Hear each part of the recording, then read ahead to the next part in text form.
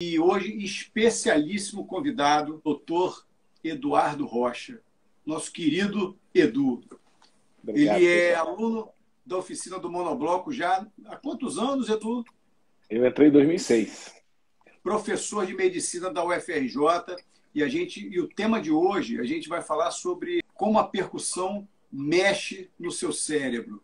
E aí a gente chamou um cara que entende do assunto e é pesquisador, fala sobre vários assuntos, faz a conexão entre arte e saúde. E hoje a gente resolveu falar sobre como é que a percussão, tocar percussão, interfere nas suas conexões. A gente aprofundando, né?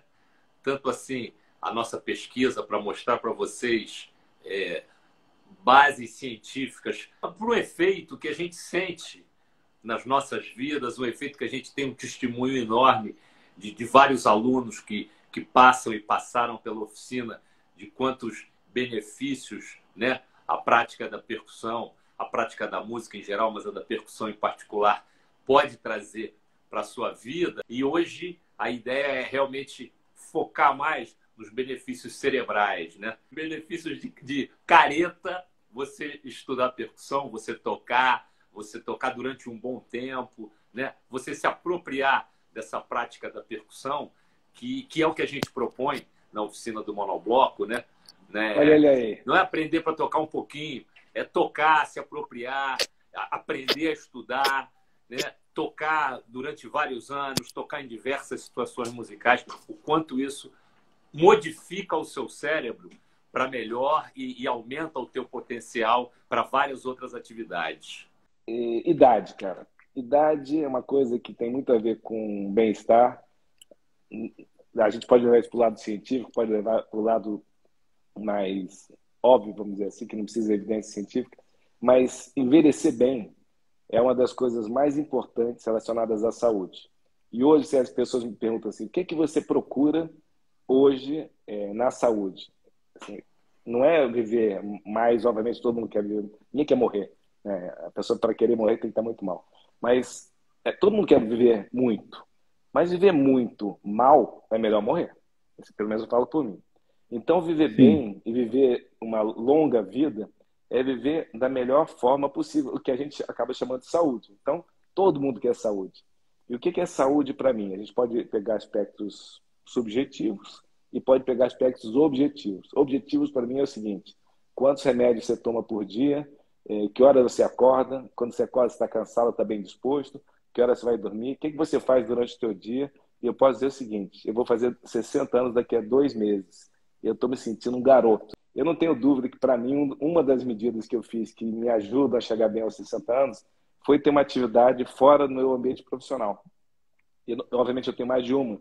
Eu escolhi ter uma atividade física, que atualmente é o futevôlei, e o outro, que eu acho que é o objetivo principal da nossa conversa de hoje, e para estimular a galera que está considerando entrar na oficina, ou quem já está na oficina, é olhar para uma coisa que eu já tenho a oportunidade de conversar aqui há algum tempo.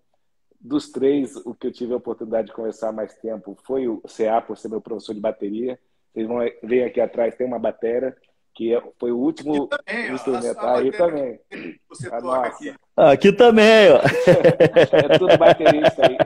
Então, assim, Opa, a gente pode, obviamente, ter uma conversa mais científica, né, que, obviamente, acaba sendo mais careta, mas ela tem realmente tem um embasamento científico, que a gente precisa, no mundo cada vez mais das fake news e do que eu ouvi falar, encontrar bases científicas para o que a gente tem como opinião. Quando você encontra, obviamente, reforça coisas que você acredita. Né? Primeiro, a gente observar que os músicos, esses artistas, né, que desde, eu não sei quando começou isso, provavelmente nos anos 60, começaram a ter essa figura do pop, né, a arte pop. Se você analisar o fenômeno que ocorreu nas outras artes, como artes plásticas, que eu não sou um grande especialista, mas o Andy Warhol foi um dos grandes ícones que trouxe o pop art. Né? Então, ser pop e ser artista virou quase sinônimo. Então, quando você fala assim, quem são os artistas que você mais admira? Aí vem os pops. E os pops vêm de ser popular, de ser agradável ao público, etc. Mas quando a gente analisa profundamente a arte, ela é muito histórica. e nem sempre o artista era um... Eu vou falar da música, obviamente, né? Que eu acho que é o que nos une aqui. Nem sempre o músico era visto como o pop. Muitas vezes aquele cara circunspecto, né? Reservado, que estava dedicando suas 1000 horas lá, tantas horas por dia para tocar o seu instrumento, piano, etc, etc. E quando você vai ver de perto, né, esses artistas, vocês, por exemplo, que são a Festa, o Monobloco, etc., o que tem de trabalho por trás. E eu tenho a sorte de ter um irmão, o Evandro, né? Ele me mostrou um mundo difícil, duro por trás dos bastidores, né? E aí, voltando à questão de como é que eu olho hoje os músicos e os médicos, para pegar um dos profissionais da saúde, que é a minha profissão, sabendo que existem muitos outros, os médicos precisam, para ter sucesso e fazer bem o seu trabalho, muito estudo, muita disciplina. E vocês têm isso. Só que aí entra a questão da imagem, né? Chega e anuncia para os pais: vou ser músico. E, do nosso lado, vou ser médico. A reação já começa muito diferente, dependendo dos pais, obviamente, né? Existem exceções. Sim. E aí, Sim. já começa a diversidade. O quanto de saúde tem, ou de promoção da saúde, através da música. E quando a gente fala assim, percussão e cérebro, aí vamos logo pensar num pancadão no cérebro, que é uma percussão, mas a própria percussão, como vocês veem, se a gente for para outra área da física, o que é força, né? Aliás, o que é pressão? É força sobre área. Só nesse conceito, você vê um monte de coisa que você aprende em medicina. Quer ver um exemplo? Eu dou aulas para os meus alunos e coisas que eu aprendi no Monobloco sem que vocês soubessem. Lá não tem instrumento de sopro, né? Mas tem a cuíca. A cuíca menorzinha, a cuíca maior, o som mais grave ou mais agudo. Quando você coloca o estetoscópio para ouvir no pulmão, você ouve sons, o som normal, mas às vezes você tem um ruído. E esse ruído, ele pode ser um ruído mais grave, ou ele pode ser um ruído mais fino, tipo miado de gato. Aí se eu pergunto para vocês, que são músicos, tem uma informação adicional. A árvore brônquica, por onde o ar passa, vem do tronco, vai se tornando brônquios, bronquíolos cada vez menores na luz, até lá no final, perto do alvéolo. Aí eu digo para vocês, de onde está vindo o som agudo, de onde está vindo o som grave? Não precisa nem responder. É óbvio que o som grave é mais ronco, que a gente chama, é aqui de cima. Então, o médico usa a música o tempo todo, mas não tem esse elo. Tem a física, né? Porque a física... Então, o surdo... Aí eu digo para os alunos, depois de ensinar, aí eu falo assim, qual é o som mais agudo? Um flautim, ou um oboé, ou uma tuba? Aí fala da percussão, qual é o som mais grave? O surdo, que tem uma área maior, ou o tamboreco que nossos amigos dão toque? E por aí vai. Então, assim, esse é um dos aspectos que me interessam, assim, a analogia entre a música e a saúde como um todo, mas é muito rico. E aí, chegando no que você levantaram a bola, saúde mental, né? Porque no fundo é o que a gente quer, não só uma saúde física, jogando futebol, mas uma saúde mental que certamente não vem somente do convívio com os alunos dali. Óbvio que isso é bom, a parte social, mas o próprio processo de aprendizado, ele, sem dúvida, ele é saudável. Tem um estudo recente de 2019 da Universidade de Bochum que diz que fez um estudo com vários bateristas que tocam instrumento de percussão e tal, e percebeu que depois de um bom tempo de prática, qual é o resultado disso? O cérebro tem menos fibras, mas ao mesmo tempo elas se interconectam muito mais o lado esquerdo com o lado direito. O que isso acarreta?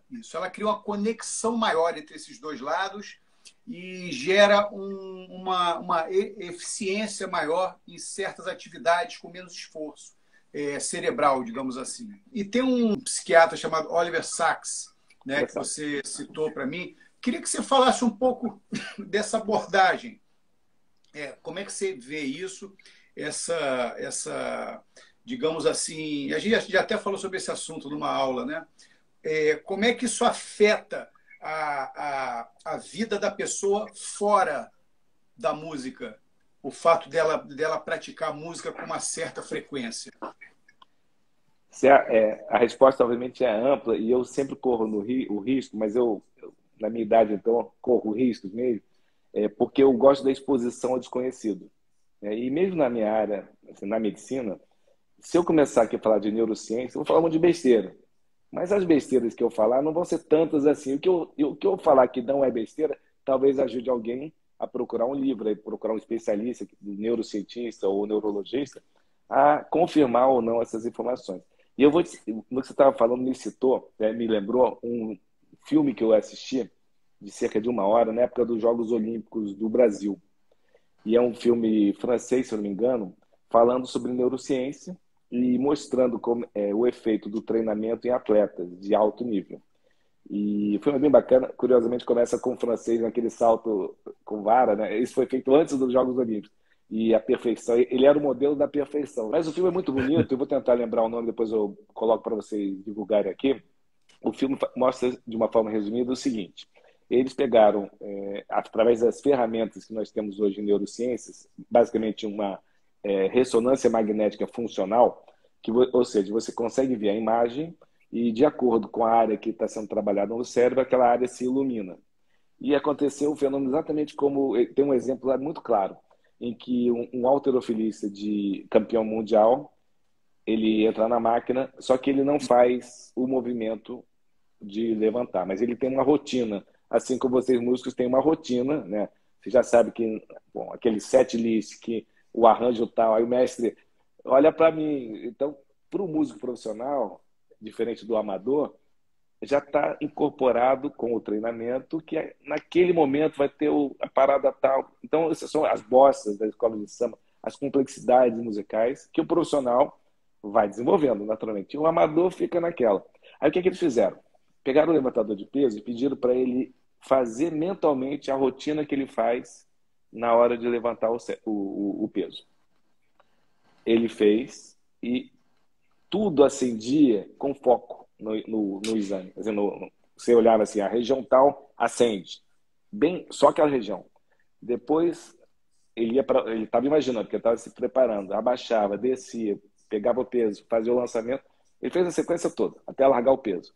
E aí uma sequência de locais acenderam, mas com uma imagem muito nítida, que a gente nota no filme, a gente quer ler para isso, pelo menos. Em seguida, pedido por um amador, mas um cara já desenvolvido, fazia a mesma sequência. E aí o que aparece? As mesmas áreas sendo iluminadas, só que aquele chuvisco, não tão focado. Isso repete-se em vários, o filme é longo, mas em vários outros esportes, tanto que eles hoje em dia orientam um atleta, por exemplo, um judoca que tem uma lesão muscular e fica afastado, ele é orientado para fazer treinamentos mentais, mentalizar que ele está lutando. É como o músico faz isso com frequência, né? Está ali nos bastidores, está na cabeça. Né? Vocês certamente fazem isso antes de entrar no show, etc. E vai se tornando automático. E aí, o que isso mostrou? Para o amador, aquele que está se desenvolvendo ainda, existe muita contaminação ainda em alguns neurônios, algumas vias neurais, até desenvolver a excelência. E contrariando aquilo que se achava do desenvolvimento intelectual, menos é mais. O que aconteceu? Eles notaram que, com o desenvolvimento, alguns neurônios ou vias neurais vão sendo eliminadas, provavelmente por um fenômeno que a gente chama de apoptose, que é a morte programada. E fica igual aquele peixe que você vai comer no restaurante, que ele vem dissecado já sem espinha, só o filé. Então é isso que o cérebro do profissional, músico, desculpe, no caso esportista, mas o músico é o artigo que você citou, ele faz. E aí eu acho que é um pouco o que acontece na música, e muito menos na medicina, posso garantir, que é ter o dom inato, mas vocês dizem, eu acredito que o treinamento, o desenvolvimento, a repetição forma realmente uma boa mente e pode formar bons músicos, né? Eu já ouvi isso de desenhistas, de história em quadrinhos, etc, etc. Eu comecei no monobloco tocando surdo de terceira, passei para o surdo de primeira e segunda, e depois, quando eu não tinha como dar compromisso de assiduidade no período lá no monobloco, eu passei para a cuíca. Não que seja menos importante, mas vocês sabem que o surdo é um instrumento de precisão E quando o surdo erra, o Celso já teve a oportunidade de falar isso no YouTube, quem quiser ouvir. Quando erra o surdo, todo mundo ouve. A cuíca você pode até não estar tocando, se tem alguém que do teu lado está tocando, tudo bem, a galera vai. Cuíca o Mas pessoal aí, acha maneiro quando erra. Pô, que legal, o cara fez uma variação bacana ali. O Edu, eu costumo dizer que a cuíca, cara, ela tem o espírito do folião ali dentro dela, entendeu? é isso aí. Ela que traz alegria pro bagulho. O surdo tá botando a galera pra dançar, mas a cuíca é o axé.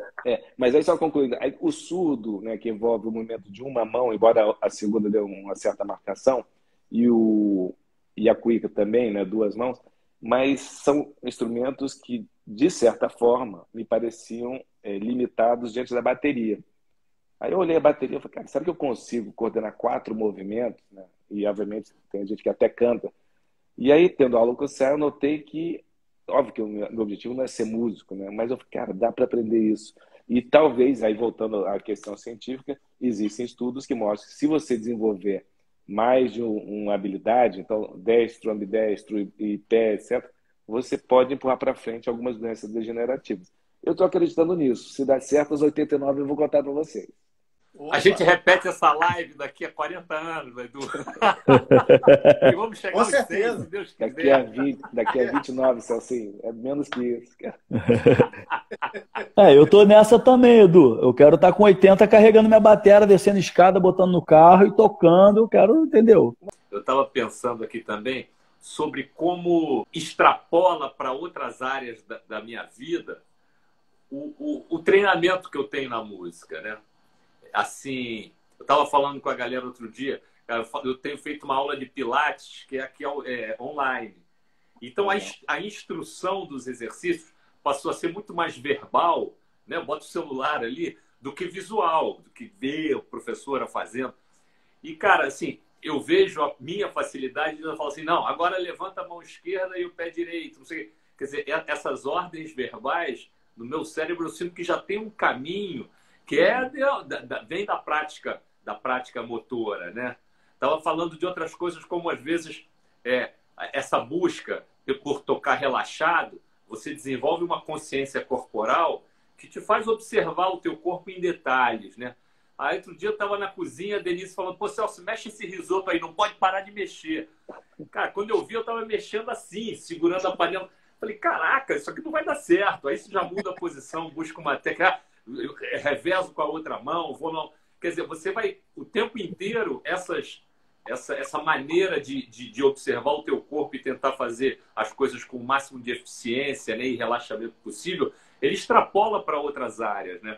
E aí duas coisas que unem também a medicina, né, ou a saúde. Eu vou falar medicina, leia saúde, com a música, é aprender a aprender. A gente começa a estudar muito cedo e vai vibrando com as conquistas, que são individuais. Né? Aquela coisa, estou com o piano aqui atrás. Outro dia, curiosamente, fui pegar o piano e tocar a música que eu aprendi com 12 anos de idade, ou menos que isso, 10 anos de idade. E achei um método lá, que a minha tia é professora, né, riscava, e eu me lembro que eu errava uma música sempre no mesmo momento. Você acredita que eu continuo errando no mesmo lugar, cara? Para mostrar como é que vai desenvolver. É como se eu errasse o break toda hora, imagina. Não, mas isso ali que ficou tipo uma tatuagem no teu cérebro, né? Na hora que você estava praticando, você errava ali, e na verdade você isso que eu falo muito para os alunos, não tem vai embora, você sabe que errou. Na próxima vez que você passar ali, atenção, que não, toda vez que você erra, esse vira o teu cérebro, acha que é o arranjo, né? O quando você erra, né? Eu queria te perguntar só uma coisinha, aí você emenda. É aquela questão, eu já ouvi dizer, não sei de onde, já ouvi dizer por aí, não sei se foram os passarinhos, né? Que o cérebro um lado é o lado motor e o outro lado é o sensorial. E aí, quando a gente pratica muito, um lado acaba ajudando o outro. Como é que é isso aí? Não é bem Estou assim. dizendo aqui muito. Isso, você vai saber dizer melhor do que eu. Não, é natural, e aí eu não sei dizer o porquê, que haja um desenvolvimento maior de um lado ou do outro cérebro, a questão de dominância.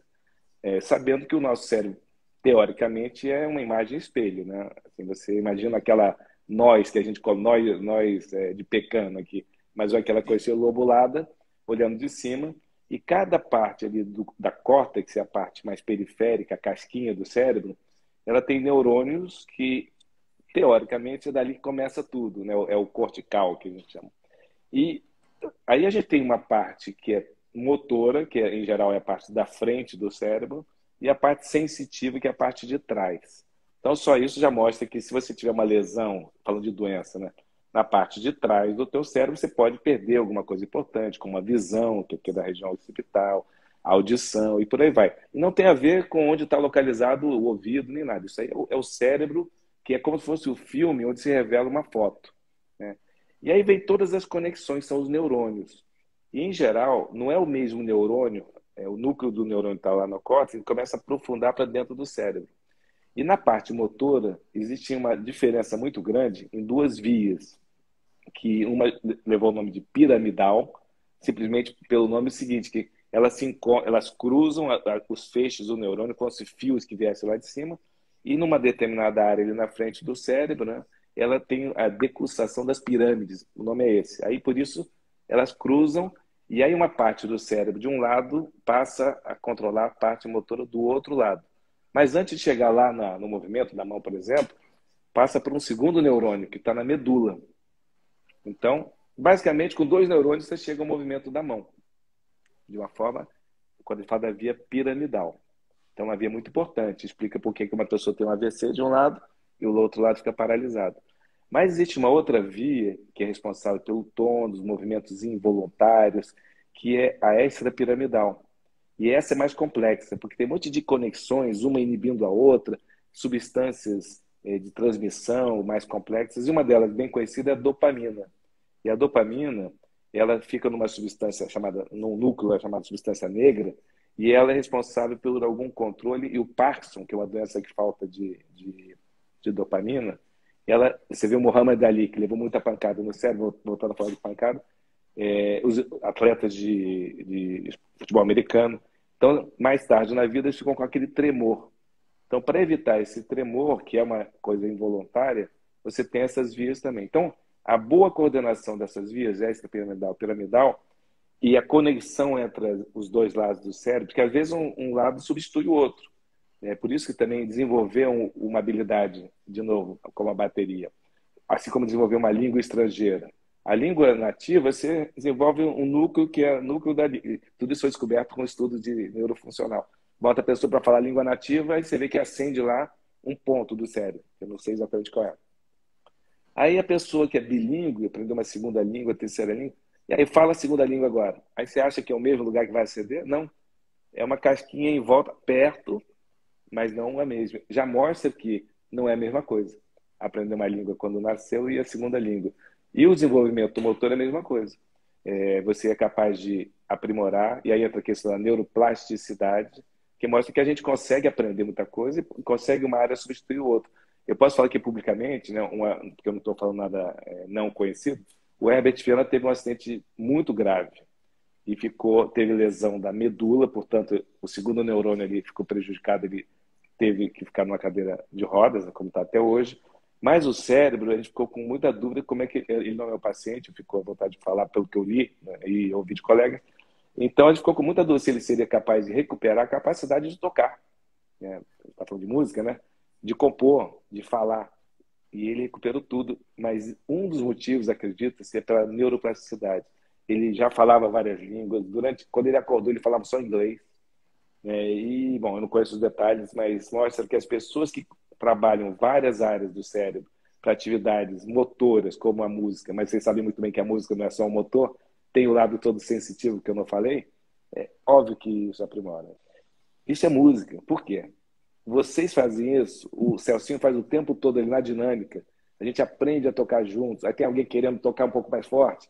Não, peraí, tira a mão um pouquinho, porque a sensibilidade do músico, voltando a falar do meu irmão, o técnico de som, que equaliza ali. Não, ficou melhor aqui, vai swingar melhor se ficar assim. Celcinho ensinou isso, continua ensinando a gente quantas vezes é melhor tocar mais baixo, com menos intensidade, e vocês têm esse refinamento.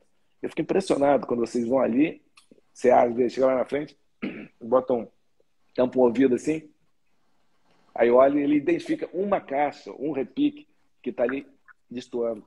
Isso é magnífico.